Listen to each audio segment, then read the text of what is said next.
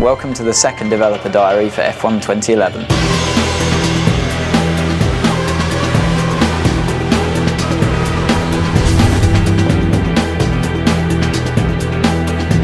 A lot of the feedback that we got on the 2010 title was that the handling is very good. For me, that's obviously the thing I want to try and correct as much as possible and improve. It's not a case of transferring what we'd learned from 10 and just putting it back into 11.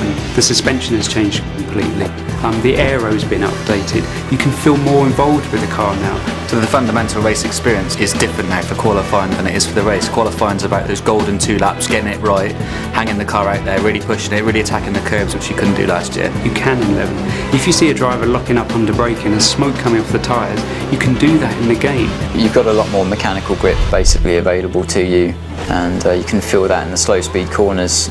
I think it's fair to say last year we were trying to balance handling and AI at the same time, whereas a year later we've already got that foundation there. The easiest way to look at the AI this time around is they're more dynamic in their decisions. In F1 2010 they would often make the right decision, but then that situation would change and they were committed to a course of action, whereas in F1 2011 they're aware of all the variables, all the surroundings, and they're able to adapt their responses on the fly if things change. It's about them being in sync with the player, following the rhythm of the race. You know, they'll go for an overtake, the bit of draft, and all of a sudden that side of the track's not the right one to be on. They're much more likely to pull back in rather than just try a crazy move around the outside. I mean, they can certainly make mistakes.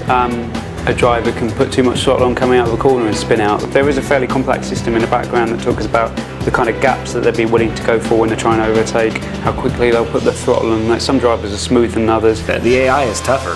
It's a lot more realistic. You're fighting with them a lot more. They're faster. It's a lot of fun. The handling's much better than last year. There's a lot more control than there used to be with the oversteer and the understeer. You can really feel the car and also save it if you get a bit of a moment. So now you can race nose to tail at such extreme speeds. It really brings the race alive. As each incarnation of the game comes along, you see big steps, and we've definitely seen a big step in this one.